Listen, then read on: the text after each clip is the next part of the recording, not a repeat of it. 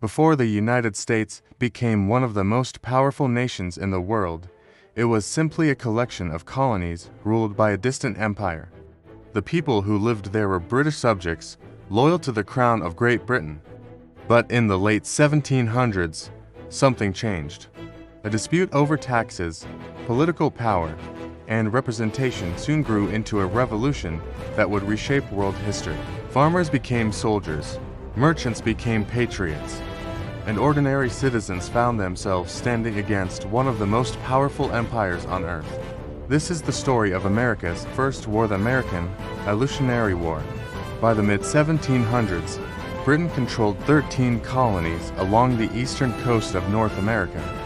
These colonies stretched from New Hampshire to Georgia. Although they were ruled by Britain, the colonists had begun to develop their own identity.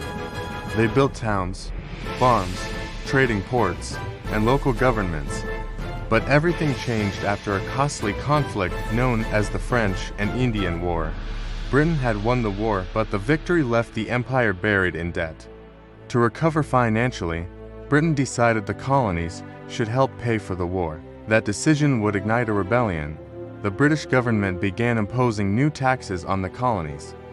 One of the most controversial was the Stamp Act, which required taxes on printed materials such as newspapers and legal documents. Soon after came additional taxes, including duties on tea. Colonists were outraged. They believed it was unfair to be taxed without representation. Their protest became famous through the powerful phrase, "No taxation without representation." Tensions reached a breaking point in 1773 during the Boston Tea Party. Colonists boarded ships and dumped crates of tea into the water.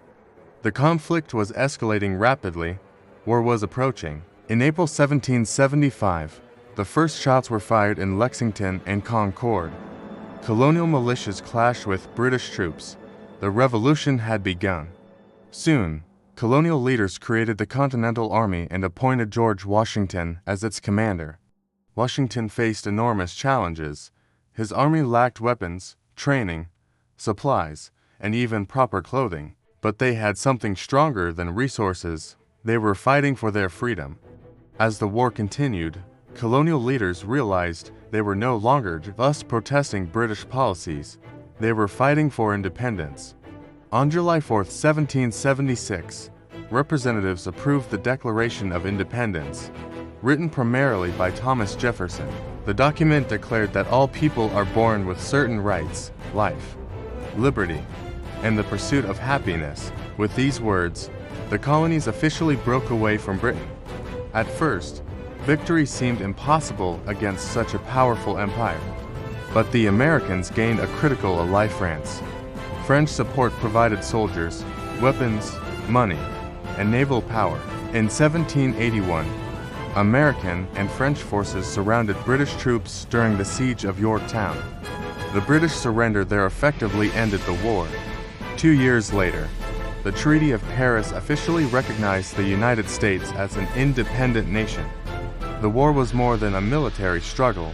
It was a fight for ideas, freedom, representation, and self-government. What began as a dispute over taxes became a revolution that created an entirely new nation. From 13 small colonies emerged the United States of America, a country whose history and influence would continue to shape the world for centuries.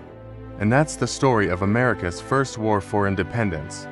Here on Past and Present Tales, we explore the historical moments that shaped cultures, fashion, art, and societies across time. So here's a question for you. If you could live in any historical era we talked about today, which would it be? Let us know in the comments below. And don't forget to like, subscribe, and join us for the next journey into the past.